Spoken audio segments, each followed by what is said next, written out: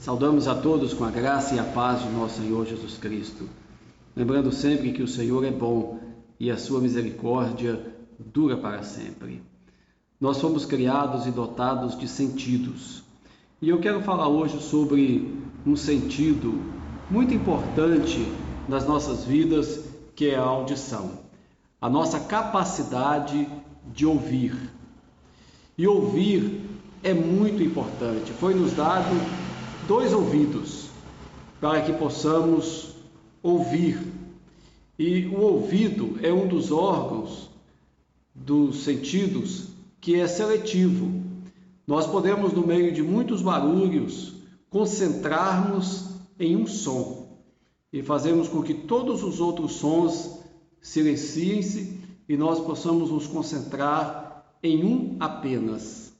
E diante de tanto barulho nos dias de hoje, tantas vozes, nós precisamos nos concentrar em ouvir uma voz, a mais importante voz, que é a voz de Deus.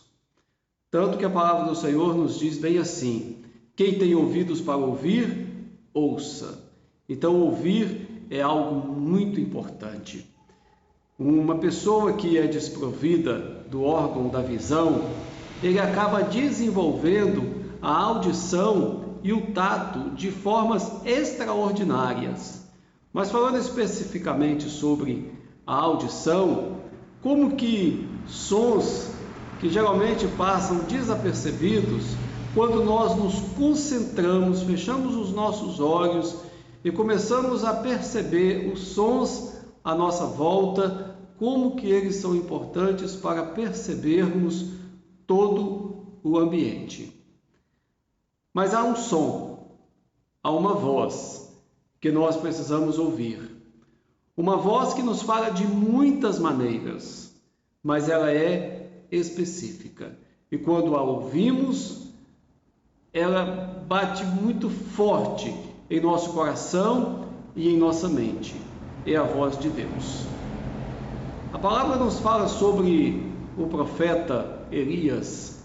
E o profeta Elias é um ícone nas Escrituras. A vida dele, o ministério dele é muito marcante. Todos os homens da Bíblia são, mas Elias tem algumas peculiaridades. É um homem temperamental, um homem sujeito a paixões, a sentimentos exacerbados, mas ele tinha uma capacidade de ouvir a voz de Deus e de identificar a voz de Deus no meio de muitas vozes. E ele teve várias experiências, e uma dessas experiências importantes foi quando ele estava em uma caverna. Ele estava sofrendo ameaças de morte. A rainha, na época, Jezabel, ela queria matá-lo. Ela colocou todo o reino à procura de Elias para que ele fosse morto. E ele refugiou-se numa caverna. E ali foi um tempo muito difícil para ele.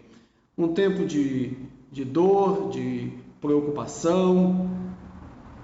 E Deus deu a ele uma experiência ali naquele lugar. Eu quero até ler essa passagem que se encontra em 1 Reis, capítulo 19, que nos diz assim, a partir do verso 11. Disse-lhe Deus: saí e põe-te neste monte perante o Senhor.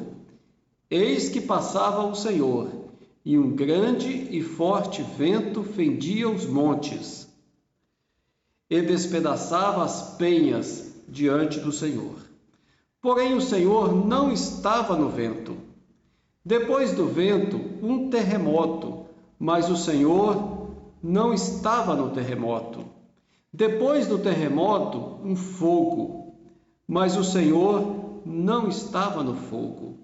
Depois do fogo, um cicio, tranquilo e suave. Ouvindo Elias, envolveu o rosto no seu manto e, saindo, pôs-se à entrada da caverna. E eis que lhe veio uma voz e lhe disse: que fazes aqui, Elias? Que experiência extraordinária deste homem E eu digo que Elias é um homem igual a nós. Até o Tiago, na sua carta, diz que Elias era um homem igual a nós, sujeito às mesmas paixões, os mesmos sentimentos, as mesmas dificuldades que nós temos. Mas ele orou e Deus ouviu. E aqui nós vemos essa sensibilidade de Elias, que embora estivesse passando um momento muito triste, um momento muito difícil na sua vida, dentro de uma caverna, e ali um vento tão forte que chegava a quebrar as pedras, depois um terremoto que abalou todas as estruturas daquela montanha, depois um fogo passou, e o Senhor não estava naquele vento forte, não estava no terremoto e também não estava naquele fogo. Então houve um cicio, um sussurro tranquilo, suave, um vento muito leve. E naquele vento, Elias ouviu a voz do Senhor, perguntando o que Elias estava fazendo naquela caverna. Eu creio que é uma pergunta para cada um de nós hoje, que estamos refugiados, quem sabe dentro das nossas casas, dentro das nossas cavernas, sem saber, na verdade, o porquê de tudo isto. Por que estamos na caverna? Por que estamos assim, dessa maneira? Mas Deus, através disso, também quer falar ao nosso coração. Que a voz do Senhor, ela seja bem perceptível aos nossos ouvidos, de tal maneira que ouçamos claramente Deus nos perguntando: que fazes aí? O Senhor quer que nós tomemos uma postura. O Senhor quer nos dar uma direção. Então Deus, naquele momento, ouviu a queixa de Elias e deu a Elias uma direção. Deus também nos ouve e Deus também nos fala, para que tanto Deus nos ouça naquilo que nós precisamos, em nossa oração, em nossa queixa, em nossa dificuldade, como também nós possamos ter a sensibilidade para ouvir a voz de Deus. O que Deus tem falado a você nesses dias? Você tem estado atento? Você tem se concentrado em ouvir a voz de Deus? Ou tudo é só barulho? É só ruídos? Há muita sonorização, muitas vozes, e você não tem tido a capacidade de ouvir a voz de Deus. São muitos barulhos deste mundo. O mundo se tornou um mundo barulhento. Mas no meio de todos esses sons, no meio de tudo isto, precisamos concentrar a nossa audição em ouvirmos uma voz especial, a voz de Deus. E Deus quer falar ao seu coração. O que Deus está falando ao meu coração não é a mesma coisa que Ele está falando ao seu coração. E o que Deus está falando ao seu coração também não é o mesmo que Ele fala ao meu. A cada um, Deus fala de uma maneira específica. Mas uma pergunta é comum a todos nós: que fazes neste lugar? Elias teve que responder aquela pergunta: que fazes aqui, Elias? Então Deus lhe pergunta também, dizendo o seu nome: que fazes aqui? O que você espera? Qual é a sua expectativa? O que você pensa sobre tudo isto? Que possamos dar uma resposta a Deus na altura da nossa dúvida, da nossa confusão, da nossa dificuldade, como Elias abriu o coração diante do Senhor e ele disse: Senhor, eu estou aqui porque eu tenho sido extremamente zeloso, mas agora estão querendo me matar e eu estou nessa situação, eu não sei para onde ir, eu não sei o que fazer. Então, naquele momento, Deus lhe dá uma direção, diz: vai, volta o teu caminho para o deserto de Damasco, e chegando lá, o Senhor dá todas as instruções do que ele precisava fazer. Então, para que ouçamos as instruções de Deus, nós precisamos abrir o nosso coração para ouvir o que Deus está nos falando.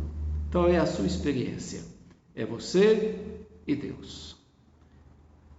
Então, que você possa ter o seu ouvido apurado, sensível, para ouvir a voz do Senhor.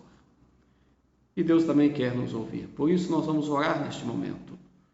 Senhor, nosso Deus e nosso Pai, eu te agradeço, porque o Senhor sempre tem nos falado, em meio a tantas vozes, tantos ruídos deste mundo, o Senhor tem falado. A sua palavra tem sido direcionada a cada uma pessoa deste mundo.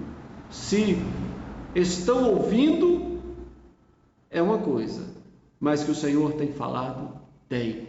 E é preciso que possamos fazer com que o nosso ouvido passe a captar a sua voz, perceber a tua voz, que a tua voz seja aquela voz clara, aquela voz inconfundível no meio de tantas vozes.